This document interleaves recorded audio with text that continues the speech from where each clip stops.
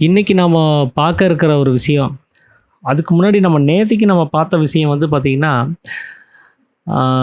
அந்த குணங்கள பத்தி பார்த்தோம். சத்வகுணம் அப்டின்னா என்ன? ரஜோகுணம்னா என்ன? தமோகுணம்னா என்ன? அப்படிங்கிறத பத்தி பார்த்துட்டு இருந்தோம். அதில சத்வகுணம்ங்கிறது வந்து சிவனுக்கானது, ரஜோகுணம்ங்கிறது மனசுக்கானது, அப்புறம் தமோகுணம்ங்கிறது பிரம்மாவுக்கானது அப்படிங்கிறதையும் சொல்லி போட்டிருந்தாங்க. எப்படி வந்து சிருஷ்டிங்கிறது வந்து உண்டாகுது? எப்படி வந்து அந்த மனம் வந்து அந்த வெளி உலகத்தில விஸ்வம்பரனா இருந்து அது காப்பாத்திட்டு இருக்குது அப்படிங்கிறதையும், அவரு சிவன் வந்து ருத்ரனா எப்படி தமோ குணத்த வச்சுக்கிட்டு நம்மள அழிக்கிற குணத்தோட அவரு வந்தாரு.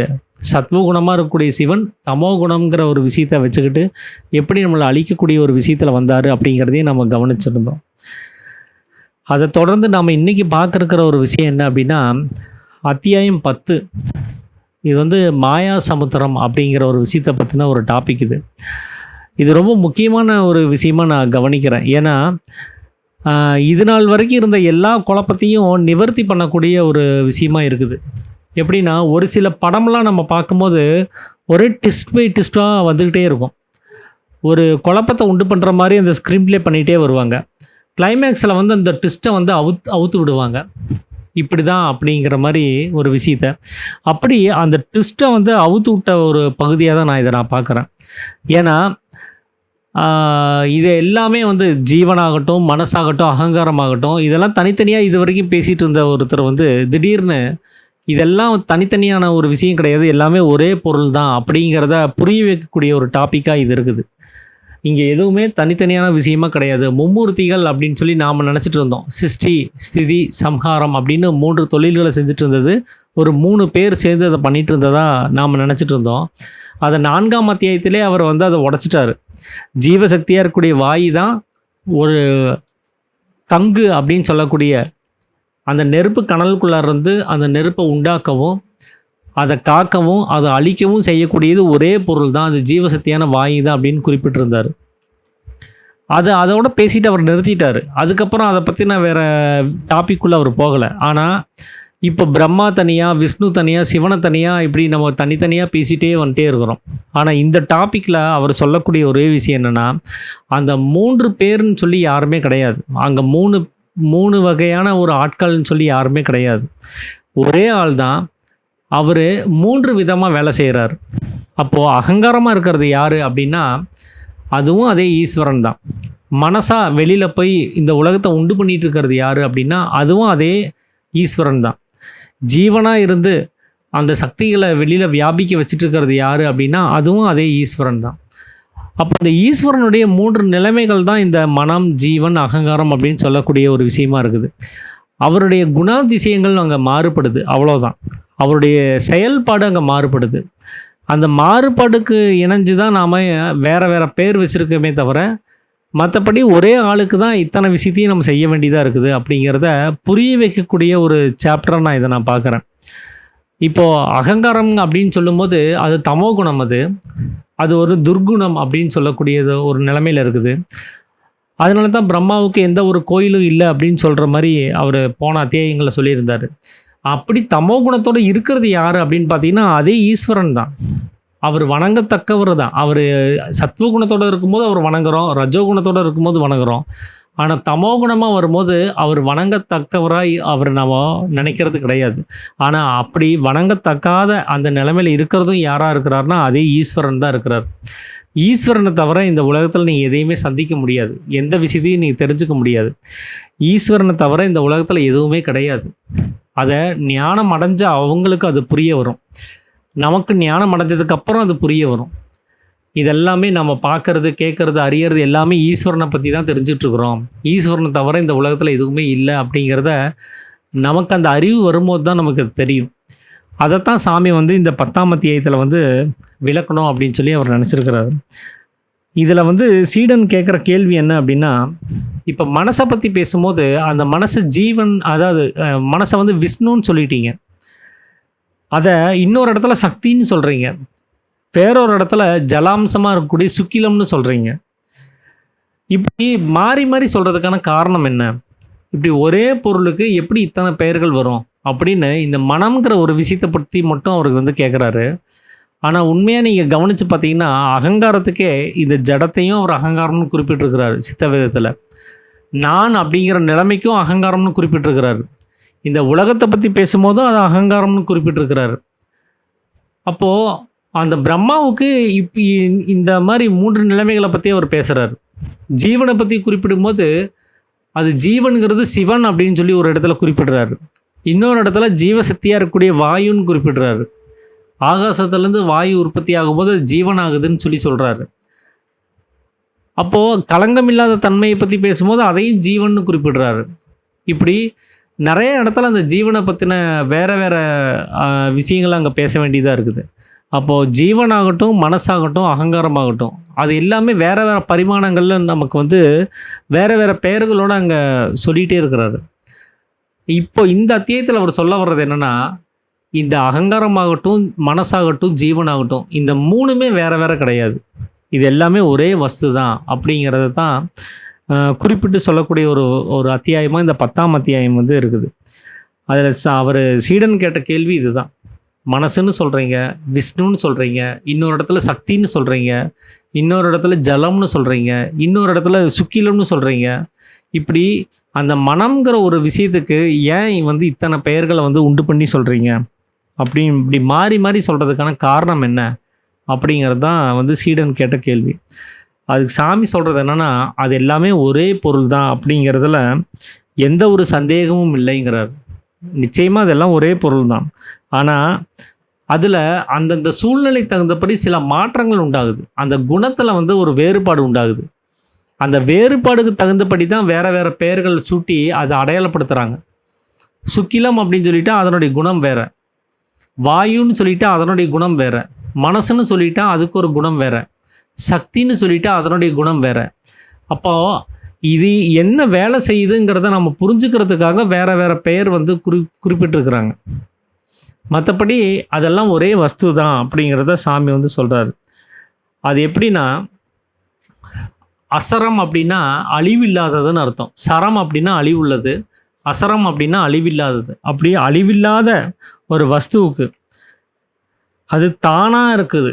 தான் அப்படின்னு நம்ம சொல்கிறோம், அந்த ஒரு பொருளாக இருக்குது. அந்த பொருள்லேருந்து ஆகாசம் அப்படின்னு சொல்லக்கூடிய ஒரு வெளி உண்டாகுது. அந்த வெளி நாம் பார்க்கக்கூடிய வெளியில் இருக்கக்கூடிய இந்த உலகம் அல்ல. புருவ மத்தியத்திலேருந்து கீழே இறங்கி வரும்போதே அது வெளி தான். எப்போது புருவ மத்தியத்திலேருந்து ஜீவன் வாயுவாக சலித்து வெளியில் வருதோ அப்போவே அது வெளியில் தான் இருக்குதுன்னு அர்த்தம். அது நம்ம உடம்புக்குள்ளாரே இருந்தாலும் அதுக்கு பேர் வெளி தான். அப்படி அந்த வெளி அப்படின்னு சொல்லக்கூடிய ஆகாசம் ஆகுது. அதுதான் வந்து நம்மளுடைய சிரசு அப்படின்னு சொல்லி சாமி சொல்கிறார். அந்த ஆகாசத்துலேருந்து அந்த ஆகாசத்துக்கு தான் சதாசிவன் அப்படின்னு சொல்லி அவர் சாமி வந்து குறிப்பிட்டு சொல்கிறார். அப்போ ஈஸ்வரன் அப்படின்னு சொல்கிற நிலைமையிலேருந்து ஆகாசம் உண்டாகும் போது அதுக்கு சதாசிவன் அப்படின்னு சொல்லக்கூடிய ஒரு பெயர் வந்து உண்டாகுது.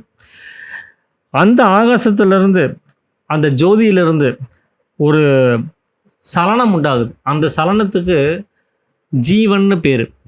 அதைத்தான் வாயு அப்படின்னு நம்ம குறிப்பிடுறோம். ஏன்னா அதனால தான் பஞ்சபூதங்களை பற்றி சாமி சொல்லும்போது ஆகாசத்துலேருந்து வாயு உண்டாயிடுச்சு அப்படின்னு சொல்லி சொல்கிறாரு. அப்போ அந்த சதாசிவன் அப்படின்னு சொல்லக்கூடிய நிலைமையிலேருந்து ஜீவன் அப்படின்னு சொல்லக்கூடிய ஒரு நிலைமையை அவர் வந்து உண்டு பண்ணுறாரு.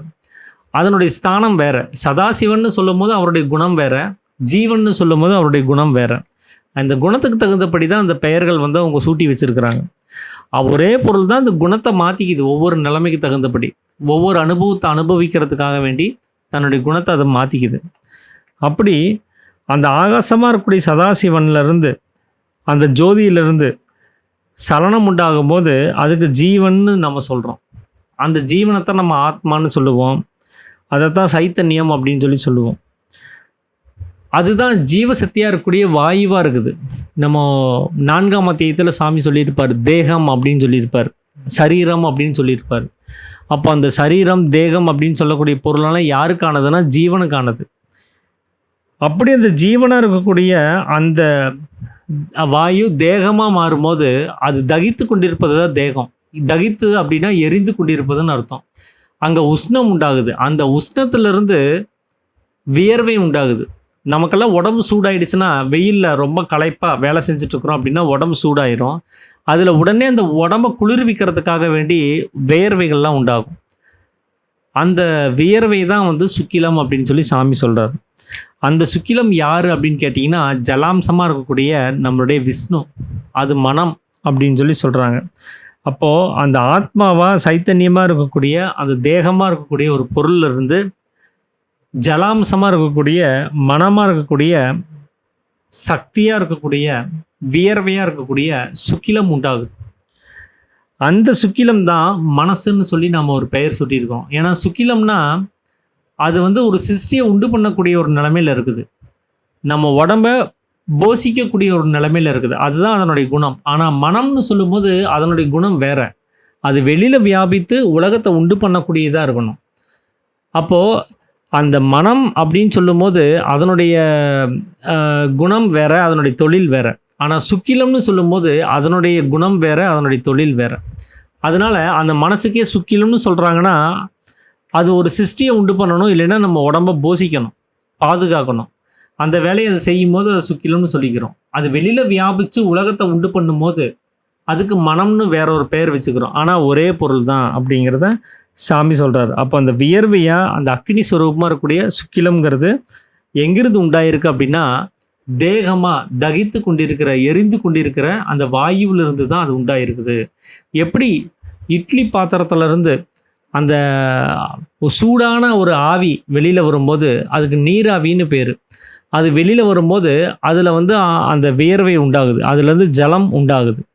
அந்த மூடியை திறந்து பார்த்தோம்னா அங்கே உடனே அந்த தண்ணியை நம்மளால் பார்க்க முடியும். ஆனால் வெளியில் வந்தது என்ன அப்படின்னு பார்த்தீங்கன்னா, ஒரு தண்ணி சூடாகி அந்த தண்ணி ஆவியாகி வெளியில் வருது.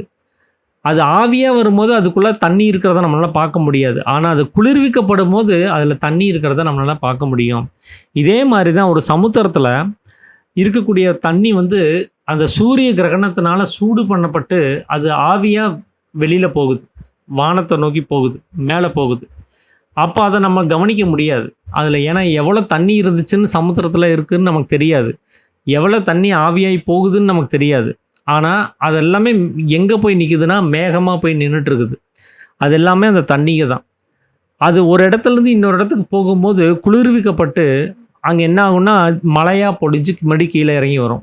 அப்போ சமுத்திரத்தில் ஆவியாகி போன ஜலம் அது நீராவியாக வெளியில் போகுது, வெறும் ஆவி ரூபமாக, வெறும் வாயுவாக தான் வெளியில் போகுது, சூடான ஒரு வாயுவாக. ஆனால் இன்னொரு இடத்துல போய் குளிர்விக்கப்படும் போது என்ன ஆகும்னா அங்கே மழையாக பொழிஞ்சு திரும்பவும் அதே சமுத்திரத்தில் போய் கடக்க வேண்டிய ஒரு சூழலுங்கிறது அங்கே உண்டாகுது.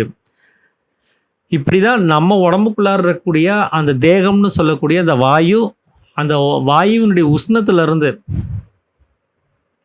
இந்த வியர்வைன்னு சொல்லக்கூடிய அந்த சுக்கிலம்ங்கிறது உண்டாகுது. அது ஜலாம்சமாக இருக்குது. அதனால தான் அதுக்கு விஷ்ணுன்னு சொல்லி நம்ம பேர் சூட்டி வச்சுருக்கிறோம். அந்த சக்தியிலிருந்து தான் சிருஷ்டி, ஸ்திதி, சம்ஹாரம் அப்படிங்கிறது இந்த 3 தொழில்களும் நடக்குது. ஏன்னா அந்த மனம்ங்கிறது நமக்குள்ளாரே அடங்கிடுச்சுன்னா நம்ம தூக்கத்துக்கு போயிடுவோம், தூக்கம்னு சொல்லக்கூடிய நிலைமைக்கு போயிடுவோம். அங்கே வந்து பார்த்திங்கன்னா மனம் வேலை விட்ட சமயம்னு சொல்லி சாமி சொல்லியிருப்பார். அப்போது மனசுக்கு எந்த வேலையும் கிடையாது. அப்போ அது எதையும் சிருஷ்டி செய்ய முடியாது, எதையும் ஸ்திதி அதாவது பாதுகாக்க முடியாது, எதையும் சம்ஹாரம் அதாவது அழிக்க முடியாது. அப்போ படைத்தல், காத்தல், அழித்தல்னு 3 தொழில்களும் இல்லாத நிலைமைக்கு தூக்க சமயத்தில் தூக்கம்னு நாம் நினச்சிட்டு இருக்கக்கூடிய சமயத்தில் அது நடக்கும். அதை எந்த வேலையும் செய்ய முடியாது. அது எப்போ விழிப்பு நிலைமைங்கிறது உண்டாகுதோ அப்போ தான் இந்த 3 தொழில்களுக்குமான வேலைகள். ஏன்னா சிருஷ்டி செய்யணுன்னா பிரம்மா வேணும், அந்த அகங்காரம் வேணும். அப்போது நீங்கள் முழிச்சு அந்த மனம் வெளியில் வந்தால் தான் அகங்காரம் உற்பத்தி ஆகும். அப்போ தான் அவர் இந்த மனசை வச்சுக்கிட்டு, மனசனுடைய சக்தியை வச்சுக்கிட்டு அவர் வந்து அந்த சிருஷ்டியை உண்டு பண்ண முடியும். அதனால தான் போன அத்தியாயத்தில் சொன்னார், ரஜோகுணத்தை கொண்டு சிருஷ்டிகர்த்தா பிரம்மா அப்படின்னு சொல்லி சாமி குறிப்பிட்டிருந்தார். அப்போ அந்த ரஜோகுணமாக இருக்கக்கூடிய மனசுங்கிறது வந்தால் தான் அந்த பிரம்மாங்கிற அகங்காரம், தமோ குணத்தோடு இருக்கக்கூடிய பிரம்மாங்கிற அகங்காரம் அந்த சிருஷ்டி செய்ய முடியும். அங்கே மனதனுடைய வெளிப்பாடு இல்லை அப்படின்னா அங்கே பிரம்மாவே இல்லைன்னு அர்த்தம். ஏன்னா பிரம்மாவனுடைய உற்பத்தி அந்த மனசில் இருந்து தான், அந்த விஷ்ணுவனுடைய நாபியிலிருந்து தான் அவர் பிறந்ததான் வேதங்கள் எழுதப்பட்டிருக்குது. அப்போது அந்த அகங்காரம் அப்படிங்கிற ஒரு விஷயம் வந்தால் தான் இங்கே சிருஷ்டி, ஸ்திதி, சம்ஹாரம் இதெல்லாமே செய்ய முடியும். அப்போ மனதனுடைய வெளிப்பாடு இருந்தால் தான் அது இந்த உலகத்தை காக்க முடியும். விஸ்வம்பரன் அப்படின்னு சொல்லி ஒரு பேர் அதுக்கு உண்டாகும். காத்தல்ங்கிறது ஒரு தொழில். அந்த தொழில் செய்யணும்னா, அவர் தொழில் விட்ட சமயத்திலிருந்து, அந்த தூக்கம்னு சொல்லக்கூடிய நிலைமையிலிருந்து அவர் வெளியில வரணும். அந்த விழிப்பு நிலைமைன்னு சொல்லக்கூடிய இந்த பகல் அப்படிங்கிற ஒரு விஷயத்த அவர் உண்டு பண்ணி வெளியில வரணும். இல்லைன்னா அவர்னால இந்த உலகத்த காப்பாத்த முடியாது. உலகம்னு உண்டானா தான் அவர் காப்பாத்த முடியும். அது உண்டாகணும்னா, அவர் தன்னுடைய தொழில் விட்ட சமயத்திலிருந்து அவர் வெளியில வரணும். அப்போ மனம் தன்னுடைய சலனத்தன்மையில தான் அந்த விஸ்வம்பரன்னு சொல்லக்கூடிய அந்த காக்கிற ஒரு தொழில்ங்கிறது நடக்குது. 3வது வந்து அழிக்கிற தொழில். சாமி என்ன சொல்றாருன்னா, இந்த சத்வகுணத்தோட இருக்கக்கூடிய சிவன் தமோ குணத்தை வைத்து தான் சம்ஹார ருத்திரனா மாறி அழிக்கிறாரு அப்படின்னு சொல்லியிருக்கிறாரு. அப்போது அந்த தமோ குணம்ங்கிறது அகங்காரத்துக்கானது. அப்போது மனசுங்கிறது வெளியில் வந்து அகங்காரத்தை உண்டு பண்ணால் தான் அந்த ஜீவன் வெளியில் வந்து பந்தங்களை உண்டு பண்ணி சுக துக்கங்களை அனுபவித்து தான் செத்து போகிறதுக்கான ஒரு வேலையை செய்ய முடியும். தான் நசிஞ்சு போகிறதுக்கான ஒரு வேலையை செய்ய முடியும். அவர் உள்ளாரே இருந்தார்னா அவருக்கு நாசம் கிடையாது. அவர் நசிக்கணும் அப்படின்னா, அவர் நசிஞ்சு போகணும் அப்படின்னா அவர் வெளியில் வரணும்.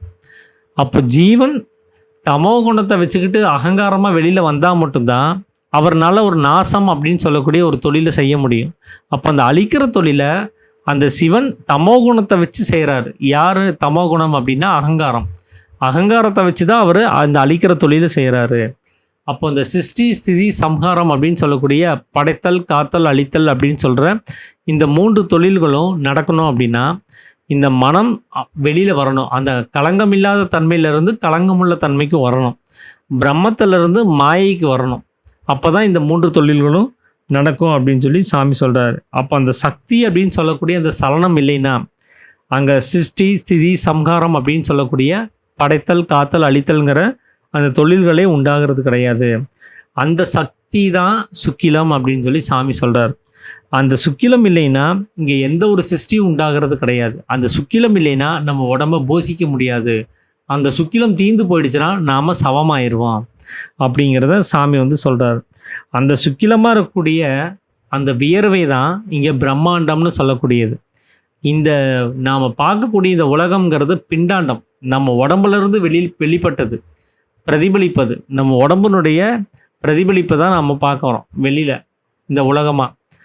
ஆனால் பிரம்மாண்டம்னு சொல்லும்போது அது நம்முடைய சிரசு தான் அது. ஏன்னா அதுதான் சுக்கிலத்தை தாங்கி பிடிச்சிட்டு இருக்குது. அங்கே சிரசில் சுக்கிலம் இருக்கிறதுனால தான் அது பிரம்மாண்டமாகுது. இது எப்படி அப்படின்னா சாமி ஒரு உதாரணத்தை சொல்கிறார்.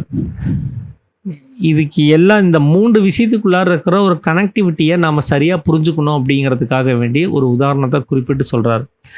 என்னென்னா ஒரு சமுத்திரம் அப்படின்னு சொல்லக்கூடிய ஒரு விஷயம் இருக்குதுன்னு வச்சுக்கோங்களேன். அந்த சமுத்திரத்தில் அங்கே ஜலம் அப்படின்னு ஒன்று இல்லைன்னா அதுக்கு சமுத்திரம்ங்கிற பேரே கிடையாது. அதுக்கு என்ன பேருனா அப்படி பள்ளமாக இருக்கக்கூடிய ஒரு தரிசு நிலம்னு தான் நம்ம சொல்ல முடியும். ஏன்னா சமுத்திரம்னு வரும்போது அது ரொம்ப ஆழமாக இருக்கும். அது எத்தனை அடி ஆழம்னு நமக்கு தெரியாது. வானியலை வந்து எவ்வளவோ ஆராய்ச்சி பண்ணிட்டாங்க. இங்கேருந்து சந்திரமண்டலம் போயாச்சு, செவ்வாய் கிரகம் போயாச்சு, இனி வேறு எந்தெந்த கிரகம் வேணாலும் அவங்களால போக முடியும். எவ்வளோ ஹைட்டுக்கு வேணாலும் அவங்களால ஆராய்ச்சி பண்ண முடியும். ஆனால் சமுத்திரத்தினுடைய ஆராய்ச்சி அப்படிப்பட்டது அல்ல. அது சமுத்திரத்தை அவ்வளோ ஆழமாக ஆராய்ச்சி பண்ண முடியாது. எவ்வளோ ஆழத்துக்குள்ளார என்ன இருக்குதுங்கிறத கவனிக்க முடியாது. அது அப்படி இன்ஃபினிட்டியாக அது ஆழம் போயிட்டே இருக்குது. ஏன்னா அதனுடைய தன்மையே வேறு. ஆகாசத்தில் இருக்கக்கூடிய தன்மை இந்த சமுத்திரத்துக்குள்ளார இருக்கிற தன்மைங்கிறது வேறுபாடாக இருக்குது. அதனால் சமுத்திரத்தை அந்த அளவுக்கு ஆராய்ச்சி பண்ணுறதுக்கு நம்மளால் முடியறது கிடையாது. அப்போது அந்த சமுத்திரங்கிறது ஒன்று இல்லைன்னா, அங்கே ஜலம் அப்படின்னு ஒன்று இல்லைன்னா அது ரொம்ப ஆழமான பள்ளமாக தான் இருக்கும். இந்த டீலான்னு சொல்லுவோம் இல்லைங்களா, ரொம்பவும் டீப்பாக இருக்கக்கூடிய ஒரு பள்ளம் அது. அப்படிப்பட்ட ஒரு பள்ளமாக இருக்கக்கூடிய ஒரு தரிசு நிலமாக தான் இருக்கும். அப்போ அந்த ஜலம் அதில் நிரப்பப்படும் போது தான் அதுக்கு சமுத்திரம்னு நம்ம பேரே சொல்கிறோம். அப்போ சமுத்திரங்கிற பேர் அந்த ஜலத்துக்கானது. அங்கே ஜலம் இல்லைன்னா அது ஒரு ஆழமாக இருக்கக்கூடிய ஒரு தரிசு நிலம் அப்படின்னு தான் நம்ம சொல்ல வேண்டியதாக இருக்கும். அப்படி அந்த தரிசாக இருக்கக்கூடிய ஒரு இடமா இருக்கக்கூடிய ஒரு இடத்துல ஜலம் உண்டாகும் போது அதுக்கு சமுத்திரம்னு நம்ம வந்து பேர் வைக்கிறோம். அப்படி அந்த சமுத்திரத்தில் அலை உண்டாகுது. அந்த அலை என்ன பண்ணுதுன்னா ஒரு பாறை மேலெல்லாம் மோதி அங்கே இங்கன்னு மோதி நீர் குமிழிகளை உண்டு பண்ணுது, பபுள்ஸ். அந்த நீர் குமிழிகளை அது உண்டு பண்ணி வைக்குது. அந்த நீர் குமிழிகளுக்கு வந்து அந்த ஜலம் அசைஞ்சு அது ஒரு இடத்துல மோதுனதுனால தான் அது உண்டாயிருக்குது. அப்போ அந்த நீர்க்குமிழிகள் உண்டாகிறதுக்கு ஒரு அசைவு ஒரு தேவைப்படுது. அது அசையாமல் பேசாமல் இருந்தால் அங்கே நீர்க்குமிழிகளே உண்டாகிறது கிடையாது. ஒரு குளம் இருக்குதுன்னு வச்சுக்கோங்களேன், அது அசைகிறது கிடையாது. அதில் அலைகளோ எதுவுமே உண்டாகிறது கிடையாது. ஒரு குளத்தில் ஆறுனா கூட அது ஓடிட்டே இருக்கும், கடல்னா கூட ஒரு அலையடிப்பு இருந்துகிட்டே இருக்கும். ஆனால் குளத்தில் ஒன்றுமே இல்லை. ஆனால் அதில் ஏதாவது நீர்க்குமிழிகளை நீங்கள் உண்டு பண்ணணும் அப்படின்னா அதை நீங்கள் அசைய வச்சா தான் முடியும். ஒரு கல்லை தூக்கி நடுவில் போடுங்க, உடனே என்ன ஆகும்னா அந்த கல் உள்ளுக்குள்ளார போயிடும். ஆனால் அந்த இடத்துல ஒரு அலை உண்டாகும். அந்த அலை போய் சுற்றி இருக்கக்கூடிய அந்த ஏதாவது ஒரு செவுத்தில் முட்டுச்சு அப்படின்னா அங்கே உடனே நுரை உண்டாயிரும். அப்போது ஒரு நுரை உண்டாகிறதுக்கு அங்கே சலனம்ங்கிறது ரொம்ப முக்கியமாக இருக்குது. அந்த சலனம்ங்கிறது இல்லைன்னா அங்கே நுரையினுடைய ஒரு சிருஷ்டிங்கிறதே இல்லாமல் போயிடும். அப்போ அந்த அலையடிக்கும் போது தான் அந்த நீர்க்குமிழிகள்ங்கிறது உண்டாயிருக்குது. அந்த நீர்க்குமிழிகளை தான் நாம் நுரை அப்படின்னு சொல்லி நாம் சொல்லிக்கிறோம். அந்த நுரை இல்லைன்னா நாம் அந்த நீர்க்குமிழிகள் அப்படின்னு அதை நாம் குறிப்பிட மாட்டோம். அதனால் அந்த ஜலத்திலிருந்து உண்டானது நுரையும், அந்த நுரையிலிருந்து உண்டானது நீர்க்குமிழியுமாக இருக்குது. அதாவது பபுள்ஸு, நிறையா பபுள்ஸ் இருக்கிறத நம்ம நுரைன்னு சொல்கிறோம். ஒரே ஒரு பபுள்ஸ் இருக்கிறத நீர்க்குமிழி அப்படின்னு சொல்லி நம்ம சொல்லுவோம். அப்போது அந்த நீர்க்குமிழிகள் உண்டாகிறதுக்கு காரணம் அந்த அலை தான் அதுக்கு முக்கிய காரணமாக இருக்குது. அந்த நீர்க்குமிழி நீங்கள் கவனித்து பார்த்தீங்கன்னா அது ரொம்ப பளிங்கு வர்ணமாக நம்மளையே பிரதிபலித்து காமிக்கக்கூடிய ஒரு விஷயத்தில் கண்ணாடி மாதிரி இருக்கும். ஒரு பபுள்ஸை நீங்கள் கவனித்து பார்த்தீங்கன்னா நீங்கள் முன்னாடி நின்னீங்கன்னா உங்களுடைய உருவத்தை நீங்கள் அதில் பார்க்க முடியும். உங்களை அப்படியே பிரதிபலித்து காமிக்கக்கூடிய ஒரு கண்ணாடியாக அது தெரியும். அப்படி நம்மளை நாமளே பிரதிபலித்து காமிக்கக்கூடிய ஒரு முட்டை வடிவ பளிங்கு வர்ணமாக இருக்கக்கூடிய ஒரு கண்ணாடியாக அதை நம்ம கவனிக்க முடியும். இதே மாதிரி தான் முதல்ல நமக்குள்ளார ஆகாசம் அப்படின்னு சொல்லக்கூடிய ஒரு தரிசு நிலம் உண்டாயிடுச்சு. அந்த தரிசு நிலத்தில் வாயு உண்டாகும் போது அதை நாம் மாயா சமுத்திரம்னு சொல்கிறோம். முதல்ல சீடன் கேள்வி கேட்டிருப்பார், கவனித்து பாருங்கள். மாயா சமுத்திரத்திலிருந்து கரையேறுவதற்குள்ளான நல்ல மார்க்கத்தை காண்பித்து தரும்படி கேட்டுக்கொள்கிறேன் அப்படின்னு சொல்லி சாமி கிட்ட சீடன் கேட்டிருப்பார். இப்போ மாயா சமுத்திரத்துக்கான விளக்கத்தை தான் சாமி இந்த 10ஆம் அத்தியாயத்தில் சொல்கிறார். மாயா சமுத்திரம்னா என்ன அப்படின்னா, ஆகாசமாக இருக்கக்கூடிய ஒரு வெளியில் ஒரு வாயு உண்டாகும் போது அங்கே ஒரு சலனம் உண்டாகுது. அந்த வாயுவுக்கு பேர் தான் மாயா சமுத்திரம் அப்படின்னு சொல்லி சாமி சொல்கிறார். அந்த வாயு தான் சமுத்திரமாக இருக்குது. இப்போது கரையேறணும் அப்படின்னா அந்த வாயு இல்லாமல் போகணும். அதனால தான் சுவாசத்தை கண்ட்ரோல் பண்ண சொல்லி நமக்கு இந்த வித்தையை கொடுத்துருக்குறாங்க. இந்த சுவாசம் தான் இங்கே மாயை அப்படின்னு சொல்லக்கூடிய ஒரு நிலைமையை உண்டு பண்ணுது. அது முதல் அத்தியாயத்திலே சொல்லியிருப்பார். அறிவாக இருக்கக்கூடிய வஸ்து இல்லாமல் போகிறதுக்கு பேர் தான் வாயு, அதை மாயை அப்படின்னு சொல்லியிருப்பார். மாயினா என்ன அப்படின்னா, இருக்கிறது எப்போவுமே நம்ம கூட இருக்கணும், அது இல்லாமல் போகும்போது அதுக்கு மாயின்னு பேர். அப்படி இல்லாமல் போகிறது எது அப்படின்னா, அறிவாக இருக்கக்கூடிய ஜீவசக்தியாக இருக்கக்கூடிய வாயு அப்படின்னு சொல்லி குறிப்பிட்டிருப்பார்.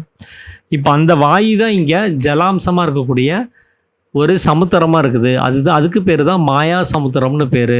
ஏன்னா அந்த வாயு சலித்து வெளியில் வந்தால் தான் இந்த உலகத்தினுடைய உற்பத்தி. இந்த உலகத்தினுடைய உற்பத்தி வந்தால் தான் நமக்கு இங்கே சுகதுக்கம் அப்படின்னு சொல்லக்கூடிய நிலைமைகள்லாம், அந்த பந்தம் இதெல்லாமே நடக்கிறது. அப்போ அந்த வாயு சலித்து வெளியில் வரலன்னா நமக்கு பந்தம் கிடையாது, இந்த உலகம் கிடையாது, சுகதுக்கங்கள் கிடையாது, ராகத்துவேஷம் அப்படின்னு சொல்லக்கூடிய எந்த நிலைமைகளும் அங்கே இல்லாமல் போயிடும். அப்படி அந்த ஜலம் அப்படின்னு சொல்லக்கூடிய அந்த வாயு அங்கே உண்டாகும் போது தான் நமக்கு சமுத்திரம் அப்படின்னு சொல்லி ஒரு பெயர் உண்டாகுது. அந்த சமுத்திரம் தான் மாயா சமுத்திரம் அப்படின்னு சொல்லி சாமி சொல்கிறார். அந்த சமுத்திரத்தில் அலை உண்டாகும் போது அதில் நுரை உண்டாகுதுங்கிறார். அந்த அலை எது அப்படின்னா மனசு தான் அந்த அலைங்கிறது. ஏன்னா மனசை பற்றி குறிப்பிடும்போது ஒரு வாசகத்தை சொல்லுவாங்க, அலைப்பாயும் மனசு அலைப்பாயுது அப்படின்னு சொல்லுவாங்க. ஏன்னா அது ஒரு இடத்துல நிலையாக நிற்கிறது கிடையாது. அதனால் ஒரு இடத்துல நிலையாக நிற்க முடியாது. அது நிற்கக்கூடிய ஒரே இடம் அது வெளியில் கிடையாது. அது உள்ளுக்குள்ளார தன்னுடைய உற்பத்தி ஸ்தானத்தில் மட்டும்தான் அது அடங்கியிருக்கும். அதை அந்த உற்பத்தி ஸ்தானத்தை தவிர்த்து வேறு எந்த இடத்துல நீங்கள் அதை கொண்டு போய் நிற்க வச்சாலும் அது ஒரு இடத்துல நிற்காது. ஒரு வேலையை செய்யும்போது அது 10 விஷயமாக ஓடிட்டே தான் இருக்கும். அதனால் நிற்க வைக்கிறதுக்கான எந்த ஒரு நிலைமையும் அங்கே இல்லாமல் தான் இருக்கும். அப்போது அந்த அலை, அந்த சமுத்திரத்தில் உண்டாகக்கூடிய அந்த அலை தான் அங்கே மனமாக இருக்குது. அந்த மனம் என்ன பண்ணுதுன்னா நீர்க்குமிழிகளை உற்பத்தி பண்ணுது. அந்த நீர்க்குமிழி எது அப்படின்னு கேட்டிங்கன்னா அகங்காரம். அது நம்மளே அப்படியே பிரதிபலித்து காமிக்கக்கூடிய அந்த அகங்காரம். அது கண்ணாடி மாதிரி பளிங்கு வர்ணமாக நம்மளவே பிரதிபலித்து காமிக்கக்கூடியது. அதுதான் இந்த உலகம்னு சொல்லக்கூடிய நிலைமை. இந்த உலகத்தை தான் அவர் அகங்காரம்னு சொல்கிறார். ஏன்னா இந்த உலகத்தில் நீங்கள் எதெல்லாம் காணுகிறீங்களோ, எதெல்லாம் கேட்குறீங்களோ, எதெல்லாம் அறிகிறீங்களோ, அது எல்லாமே அகங்காரமாகும் அப்படின்னு சொல்லி சாமி இதுக்கு முன்னாடி அத்தியாயங்களே சொல்லியிருக்கிறார். நம்ம அகங்காரத்தை தான் பார்க்குறோம், அகங்காரத்தை தான் அறியறோம், அகங்காரத்தை தான் கேட்குறோம் அப்படின்னு சொல்லியிருக்கிறார். அப்போது இந்த மாயா சமுத்திரம் அப்படின்னு சொல்கிறது நம்மளுடைய ஜீவன். அது அந்த ஜீவன் உண்டாகும்போது அதுக்கு தான் மாயா சமுத்திரம்னு பேர். அந்த மாயா சமுத்திரத்தில் அலை அடிக்கும்போது அதுக்கு பேர் மனசுன்னு பேர். அந்த மனசு உண்டாகும்போது அது போய் ஒரு இடத்துல முட்டி மோதும் போது ஒரு நுரை உண்டாகுது. அந்த நுரை தான், அந்த நீர்க்குமிழிகள் தான், அந்த பபுள்ஸ் தான் அகங்காரம்னு சொல்லக்கூடியது. அதுதான் பளிங்கு வர்ணமாக நம்மளை பிரதிபலிக்கக்கூடிய ஒரு விஷயமா இருக்குது. அந்த அகங்காரம் தான் அந்த நீர்க்குமிழிகள் அப்படின்னு சொல்லக்கூடிய ஒரு நிலைமையில் இருக்குது. அப்போது அந்த மாயா சமுத்திரத்தில் வாயுவாக இருக்கக்கூடிய அந்த ஜலத்தில், அதாவது ஜீவனில் அந்த அலை அடிக்கும் போது அதில் ஒரு சலனம், ஜீவனில் ஒரு சலனம் உண்டாகும் போது அது மனசாக மாறுது. அந்த மனசு என்ன பண்ணுதுன்னா நீர்க்குமிழிகளை உண்டு பண்ணுது. அதுக்கு பேர் தான் அகங்காரம்னு பேர். அது முட்டை வடிவமாக பளிங்கு வர்ணமாக இந்த ஜலத்து மேலே அது கிடக்குது. அப்படி அந்த மாயா சமுத்திரத்தில் அந்த அகங்காரமாக அது இருக்கவும் செய்யுது. அந்த சமுத்திரத்தில் அது என்ன பண்ணுதுன்னா கொஞ்ச நேரத்தில் அது விழுந்து போகவும் செய்யுது, அது இல்லாமல் போகவும் செய்யுது, திரும்பவும் மீண்டும் உற்பத்தியாகவும் செய்யுது. இப்போ இந்த மாயா சமுத்திரம் சொல்லக்கூடிய இந்த உலகத்தில் அந்த அகங்காரங்கிறது காலையில் விழித்த உடனே வெளியில் வந்துடுது. தூங்கும் போது அது இல்லாமல் போயிடுது. திரும்ப அடுத்த நாள் காலையில் விழித்த உடனே மறுபடியும் வந்துடுது. அப்போது அந்த மாயா சமுத்திரத்தோடு எப்போவுமே தொடர்புலேயே இருக்கக்கூடிய ஒரு வேலையை தான் அந்த அகங்காரங்கிறது பண்ணுது. அந்த மாயை அப்படிங்கிற ஒரு நிலைமையோட எப்போவுமே கனெக்டிவிட்டியில் அது இருக்கும். மாயை உற்பத்தி ஆகிடுச்சு அப்படின்னா அது உடனே வந்துடும். அந்த மாயை எது அப்படின்னா சாமி முதல்ல தேயத்திலே குறிப்பிட்டுறார். அறிவாக இருக்கக்கூடிய வஸ்து சலனப்பட்டு சலித்து வெளியில் வரும்போது தான் அதுக்கு மாயைன்னு பேர். நமக்குள்ளே சுவாசம் வெளியில் வருது இல்லையா, அதுக்கு பேர் தான் மாயைன்னு சொல்கிறார். சுவாசம் வரலைன்னா அங்கே மாயை கிடையாது. நம்ம கர்ப்ப பாத்திரத்தில் உள்ளுக்குள்ளார இருக்கும்போது நமக்கு மாயை கிடையாது. நம்ம பிரம்மஸ்வரூபமாக இருக்கக்கூடிய சுக்கிலமாக நாம் அந்த பிரம்மமாகவே தான் இருந்தோம். அங்கே மாயின்னு சொல்கிறதுக்கு அங்கே ஒன்றுமே இல்லாமல் இருந்தது. ஏன்னா அங்கே சுவாசம் கிடையாது, மனசு கிடையாது, அகங்காரம் கிடையாது, உலகம் கிடையாது, நான்கிற நிலைமை கிடையாது, எதுவுமே இல்லாமல் இருந்தோம். அது எப்போ சலித்து வாயுவாக வெளியில் வந்துச்சோ அப்போ தான் அங்கே மனசு உண்டாகுது, உலகம் உண்டாகுது, நான்கிற அகங்காரம் உண்டாகுது. இந்த வெளியில் பார்க்கக்கூடிய எல்லா அவஸ்தைகளும், இந்த பிரதிபலிப்புகள் எல்லாமே அங்கே உண்டாகிறதுக்கு காரணமாக இருக்குது. அதனால் அந்த சமுத்திரத்தில் இருந்த அந்த ஜலம்தான் அலைகளாக மாறுது. அந்த அலை வேறு ஒன்றும் கிடையாது, அந்த தண்ணி தான், தண்ணியினுடைய அசைவு. நீங்கள் சமுத்திரத்தினுடைய நடு பகுதிக்கு போயிட்டீங்கன்னா அங்கே அலை குறைவாக இருக்கும், ரொம்ப லைட்டாக தான் அது அசைஞ்சிட்ருக்கும். இதே அந்த கரை ஓரத்தில் நீங்கள் பார்த்தீங்கன்னா ரொம்ப வேகமாக நம்மளே கீழே தள்ளி விடுற அளவுக்கு அந்த அலையினுடைய வேகம் அதிகமாக இருக்கும். அப்போ அந்த நடுப்பகுதியில் அலையினுடைய வேகம் குறைவாக இருக்கும். அதைத்தான் நம்ம சமுத்திரம்னு சொல்கிறோம். அந்த அலை உண்டாகிறத நம்ம எங்கே உணர முடியும்னா அந்த கரை ஓரத்தில் தான் உணர முடியும்.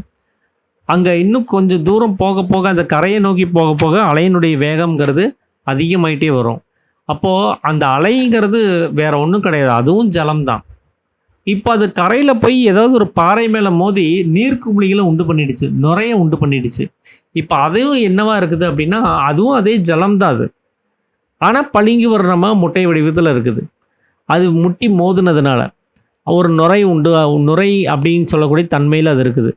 அப்போ அந்த நுரையையும் நம்ம சமுத்திரம்னு தான் சொல்லி ஆகணும், ஏன்னா அது ஜலம்தான். அது அந்த அலையையும் நம்ம சமுத்திரம்னு தான் சொல்லி ஆகணும், ஏன்னா அதுவும் அந்த சமுத்திரத்துலேருந்து உண்டானது தான். அங்கே தண்ணியையும் நம்ம சமுத்திரம் தான் சொல்லி ஆகணும் இப்படி. ஆனால் சமுத்திரத்தினுடைய தன்மை அந்த அலைக்கு கிடையாது. சமுத்திரம்ங்கிறது அமைதியாக இருக்கக்கூடியது, அலை அப்படிங்கிறது அசைஞ்சுக்கிட்டே இருக்கிறது, மேலும் கீழும் குதிச்சுக்கிட்டே போயிட்டே இருக்கக்கூடியது. நுரை அப்படின்னு சொல்லக்கூடியது முட்டை வடிவத்தில் பளிங்கு வர்ணமாக இருக்கிறது. அப்போ அந்த குணம் மாறுது பாருங்கள், ஒன்று அசைவில்லாமல் இருக்குது, ஒன்று அசைவோடு இருக்குது. அந்த அசைவிலிருந்து ஒன்று முட்டை வடிவத்தில் பளிங்கு வர்ணமாக பிரதிபலிக்கக்கூடிய ஒரு நிலைமையில் ஒன்று உற்பத்தி ஆகிருக்கு. இந்த குணாதிசயத்துக்கு தகுந்தபடி தான் வேறு வேறு பெயர் வந்து சூட்டி வச்சுருக்கிறாங்க. அப்போ அந்த நுரையாக நாம் பார்க்குறதும் அந்த தண்ணியை தான் பார்த்துட்ருக்குறோம். அலையாக பார்க்குறதையும் அந்த தண்ணியை தான் பார்க்குறோம். சமுத்திரமாக பார்க்குறதையும் அந்த ஜலம் அப்படின்னு சொல்லக்கூடிய தண்ணியை தான் நம்ம பார்க்குறோம். ஒரே பொருள் தான். ஆனால் தன்மை மாறும்போது அதுக்கு வேறு வேறு பேர் வைக்கிறோம். அது இன்னும் உங்களுக்கு புரிகிற மாதிரி சொல்லணும் அப்படின்னா, இப்போது நான் இருக்கிறேன், என்னுடைய மனைவிக்கு நான் வந்து கணவன் அப்படிங்கிற நிலைமையில் நான் இருக்கிறேன். என்னுடைய குழந்தைகளுக்கு நான் தகப்பன்கிற நிலைமையில் இருக்கிறேன். என்னுடைய நண்பர்களுக்கு நான் ஒரு நண்பனாக இருக்கிறேன். என்னுடைய வேலை செய்கிற இடத்துல நான் ஒரு ஊழியனாக இருக்கிறேன். இப்போ என்னுடைய அப்பா அம்மாவுக்கு நான் ஒரு குழந்தையாக இருக்கிறேன், ஒரு பையனாக இருக்கிறேன். அப்போ நான் ஒரே ஆள் தான். ஆனால் இத்தனை உறவு முறைகள் எப்படி எனக்கு வந்துச்சு? ஏன் ஒரே ஆளுக்கு ஒரு உறவு முறை பத்தாதா? அப்படின்னா நான் ஒவ்வொருத்துக்கிட்டையும் நடந்துக்கிற விஷயங்களை பொறுத்து, ஒவ்வொருத்தர்கிட்டையும் நான் காண்பிக்கக்கூடிய குணாதிசயங்களை பொறுத்து எனக்கு வேறு வேறு பெயர் அங்கே வந்து சூடப்பட்டிருக்குது.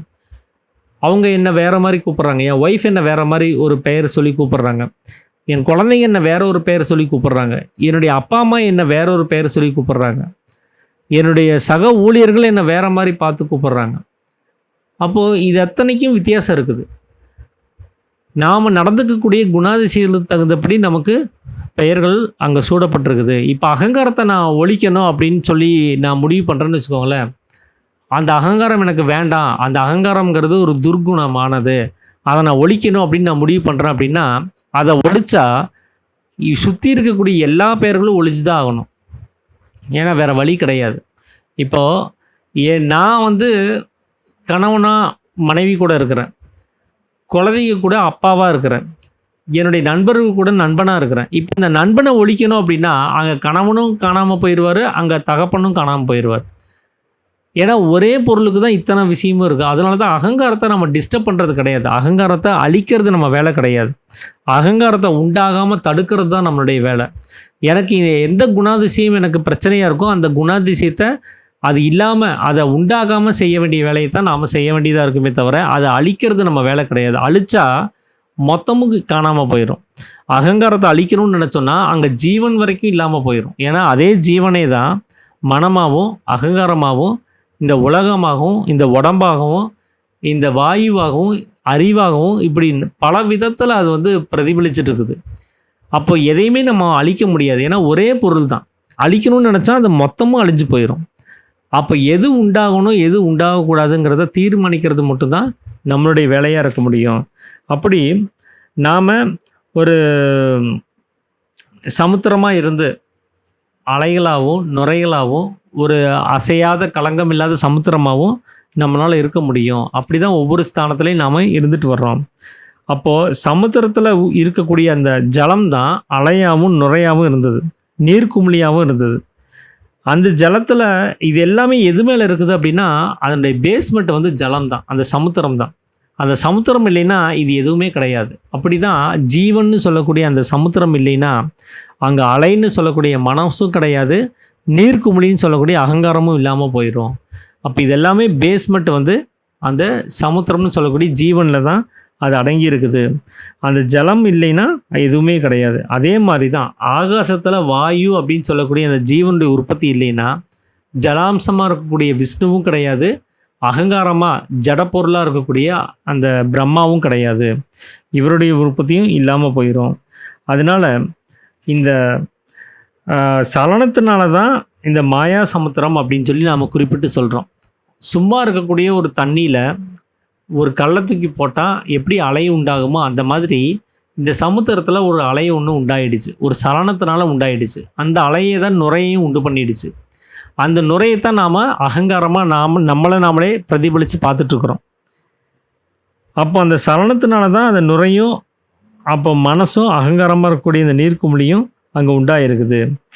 எப்படி இந்த ஜலமாக இருக்கக்கூடிய அந்த ஒரு விஷயத்தில் அலையும் நுரையும் உண்டாயிச்சோ அதே மாதிரி தான் ஜீவசக்தியாக இருக்கக்கூடிய வாயுவிலேருந்து மனசும் அகங்காரமுங்கிறதும் உண்டாயிருக்கு. அப்போது அது எப்படி அந்த ஜீவன் அந்த ஜலத்திலேயே அது ரெண்டுமே இணைஞ்சிருக்குதோ, அந்த மாயா சமுத்திரம்னு சொல்லக்கூடிய இந்த ஜலத்திலேயே அந்த அலையும் நுரையும் எப்படி இணைஞ்சிருக்குதோ அதே மாதிரி ஜீவன்லேயே இந்த மனசும் அகங்காரமும் எப்பவும் இணைஞ்சே இருக்குது, வேறு வேறு இல்லாமலே ஒன்றுக்குள்ளே ஒன்று சேர்ந்தே இருக்குது. ஆனால் ஒரே ஒரு விஷயம் என்ன அப்படின்னா, நாம் அந்த பளிங்கு வர்ணமா இருக்கக்கூடிய இந்த முட்டை வடிவத்த பார்க்கும்போது, நமக்கு ஒரு பிரமிப்பு உண்டாகுது. ஏன்னா, நம்மள அது பிரதிபலிச்சு காமிக்குது. அது ரொம்ப அழகா இருக்குது. கொஞ்ச நேரத்தில உடையவும் செய்யுது. திரும்பவும் அது உண்டாகவும் செய்யுது. ஸோ, இந்த பிரமிப்புல நாம என்ன பண்றோம்னா, அத அதிகமா கவனிக்க ஆரம்பிக்கிறோம். மத்த விஷயத்த விட. வெறும் அசையாத ஜலம் இருக்குது, அசையிற அலை இருக்குது. ஆனா, இது 2யும் காட்டிலும் அந்த பளிங்கு வர்ணமா முட்டை வடிவத்தில இருக்கக்கூடிய அந்த அகங்காரத்து மேல நமக்கு அந்த மோகம் உண்டாகிறதுக்கு காரணம் என்னன்னா, அது நம்மள கவருது அது. நம்மள அப்படியே பிரதிபலிச்சு காமிக்கக்கூடிய ஒரு விஷயமா அது இருக்குது. அதனால தான் நம்மளுடைய எல்லா நடவடிக்கைகளும் அகங்காரத்த சார்ந்ததாவே இருக்கிறதுக்கு அதான் காரணம். அது நம்மள ஈர்க்குது அது. அந்த அகங்காரத்துக்கான ஒரு விஷயத்த நம்ம சுலபமா நம்ம கையாள்றதுக்கு தகுந்ததா இருக்குது. அப்போ அந்த அகங்காரத்தில தான் நம்மள பிரதிபலிச்சு நம்ம பார்க்குறோம். அதில வந்து என்ன பிரச்சனை ஆகுதுன்னா, ஒரு துர்குணம் ஒண்ணு உண்டாகுது. நான் எல்லாவற்றுக்கும் மேலானவன். நான் வந்து ஸ்தானி, மானி அப்படின்னு சொல்லக்கூடிய ஒரு கர்வம், ஒரு துரபிமானம் அங்க உண்டாயிருது. அதனால தான் அந்த அகங்காரம்ங்கிறது நிலையான ஒரு விஷயமா இல்ல. அது காலையில விடிஞ்ச உடனே அகங்காரம் உற்பத்தி ஆயிருது. ஆனா சாயந்தரம் செத்து போயிருது. தூங்க போகும்போது அந்த அகங்காரத்தினுடைய அந்த நிலைமைங்கிறது அழிஞ்சு போயிருது. திரும்ப காலையில மறுபடியும் பிறந்து வருது அது. அந்த சிருஷ்டிங்கிறது மீண்டும் பிறந்து வருது. என்னன்னா, அந்த புத்தியினுடைய பதிவுங்கிறது ஒண்ணு இருக்குது. அந்த பதிவை வச்சு தான் அது திரும்ப திரும்ப பழைய விஷயங்கள்லாம் எடுத்துட்டு வருது. நமக்கு பார்த்தா அந்த அகங்காரம் தொடர்ந்து அது வாழ்ந்துட்டே இருக்கிற மாரி நமக்கு ஒரு ஒரு ஒரு தோணல் உண்டாகிறதுக்கு அதுதான் காரணம். அப்ப அது அந்த பதிவுகள் இல்லைன்னா, அந்த அகங்காரம் புதுசா தான் இருக்கும். அதுக்கு எதுவுமே தெரியாம போயிரும். அப்போ அந்த ஜலத்தில தான் இது அத்தனையுமே இப்போ ஒரு அகங்காரம் உடைஞ்சு போகுது. அந்த நீர்க்குமிழி உடைஞ்சு போகுதுன்னா, அது கடல்ல தான் கலக்குது. அந்த மாரி அகங்காரம் இல்லாம போகும்போது, அது தன்னுடைய ஜீவன்லேயே அது கலந்து போகிற ஒரு நிலைமை தான் அங்க உண்டாகுது. அதனால இந்த அகங்காரமா இருக்கக்கூடிய அந்த நீர்க்குமிழிகள், அது நம்மள அறிய விடாம ஒரு அபிமானத்த நமக்குள்ளார அது வந்து வச்சிருக்குது. அது தன்னை மட்டுமே கவனிக்கிற மாரியான ஒரு கவர்ச்சிய நமக்கு உண்டு பண்ணுது. அப்படிப்பட்ட ஒரு அபிமானத்தினால கொஞ்ச நேரத்தில அது உடைஞ்சு போகவும் செய்யுது. திரும்பவும் மீண்டும் பிறந்து வரவும் செய்யுது. அப்படி அந்த ஜீவசக்தியா இருக்கக்கூடிய அந்த வாயுவிலேயே அது அழியும்போது அது சேரவும் செய்யுது. அது லயிக்கவும் செய்யுது. அப்படி ஒரே பொருளுக்கு தான் இங்க வேற வேற பெயர்கள் வந்து சூட்டப்பட்டிருக்குது. அதனால அகங்காரம் அப்படின்னு சொல்லும்போது அது நம்முடைய எதிராளி கிடையாது அது. நாம் அத தவிர்த்து அது இல்லாம பண்ணணும் அப்படின்னு சொல்லக்கூடிய ஒரு நிலைமையில அது இல்ல. அதுவும் ஜீவன் தான் அது. அதுவும் ஈஸ்வரன் தான். மனம் அப்படின்னு சொல்லும்போது, அது இங்கேயும் கொஞ்ச நேரம் இருக்குது, அங்க கொஞ்ச நேரம் இருக்குது. என்ன இது இப்படி பண்ணுது அப்படின்னு சொல்லி நாம நினைக்க வேண்டிய அவசியம் கிடையாது. ஏன்னா அதுவும் ஜீவன் தான் அது. அதுவும் ஈஸ்வரன் தான். அது அங்க 2 நிலைமையும் நமக்கு காமிச்சு கொடுக்குது. ஏன்னா அப்பதான் நாம அத செலக்ட் பண்ண முடியும். நீங்க உங்களுக்கு பிரம்மம் மட்டுமே குடுத்து, நீ இத செலக்ட் பண்ணிக்கோன்னு சொன்னா, அது வற்புறுத்துதல் ஆயிரும். ஒரே ஒரு விஷயத்த குடுத்து, இத நீ தேர்ந்தெடுத்துக்கோ அப்படின்னு சொல்றது வந்து வற்புறுத்துதல் அது. நீ இத மட்டும் தான் செஞ்சாகணுங்கிற ஒரு கட்டாயத்த நமக்குள்ள திணிக்கிற ஒரு நிலைமை அது. ஆனா, அந்த மனம் என்ன பண்ணுதுன்னா, 2 நிலைமையும் நமக்கு அனுபவிச்சு குடுக்குது. பிரம்மத்தையும் அனுபவிச்சு காமிக்குது. அந்த அகங்காரத்தோட இருக்கக்கூடிய வெளி விஷயங்களையும் நமக்கு அனுபவிச்சு காமிக்குது. மாயையும் நமக்கு அனுபவிச்சு காமிக்குது. நாம தேர்ந்தெடுக்கிறதுக்கான ஒரு வாய்ப்ப அந்த மனசு குடுக்குது. 2 இடத்துலயும் இருந்து. அப்ப நாம தேர்ந்தெடுக்கும்போது நமக்கு 2 ஒப்பீனியன் இருக்குது. எத வேணாலும் நம்ம தேர்ந்தெடுக்கலாங்கிற ஒரு நிலைமைய அந்த மனசு நமக்கு குடுக்குது. எனக்கு பிரம்மம் தான் வேணும் அப்படிங்கிறத நம்மளால நிர்ணயிக்க முடியும். இல்ல எனக்கு மாயை தான் வேணும் அப்படிங்கிறதையும் நம்மளால நிர்ணயிக்க முடியும். அப்போ அந்த 2 விஷயத்தையும் குடுக்குறதுக்கு தான் அந்த மனசனுடைய வேலையா இருக்குது. அப்ப அகங்காரத்தினுடைய வேலை அந்த 2 விஷயத்த குடுக்குறது இல்ல. மாயைய மட்டுமே காண்பிக்கிற வேலைய தான் அந்த அகங்காரம் பண்ணுது. ஜீவனுடைய நிலைமை பிரம்மத்தை மட்டுமே காண்பிக்கிற நிலைமையில தான் இருக்குது. ஆனா இந்த மனசு மட்டும் தான் 2யுமே நமக்கு அனுபவப்படுத்தி காமிக்குது. நீங்க 2ல எத வேணாலும் நீங்க தேர்ந்தெடுத்துக்கலாம்.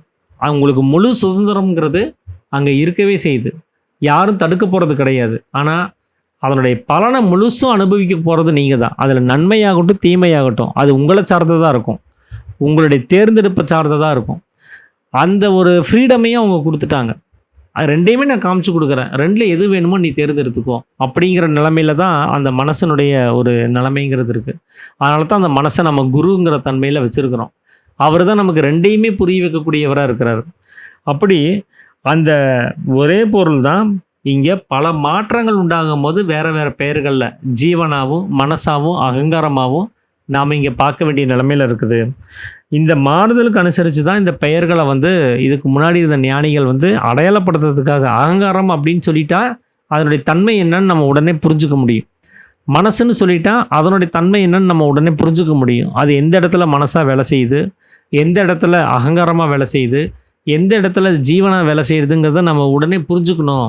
அப்படிங்கிறதுக்காக தான் இந்த பெயர்கள் தனித்தனியாக வைக்கப்பட்டிருக்கே தவிர இருக்கிறது ஒரே பொருள் தான், அந்த பொருள் ஈஸ்வரன் தான் அப்படிங்கிறத இந்த 10ஆம் அத்தியாயத்தில் சாமி வந்து குறிப்பிட்டு சொல்கிறார். ஸோ இதுதான் வந்து இன்றைக்கி நான் உங்களோட பகிர்ந்துக்கணும் அப்படின்னு சொல்லி நினச்ச விஷயம். அனைவருக்கும் ஆத்தனம்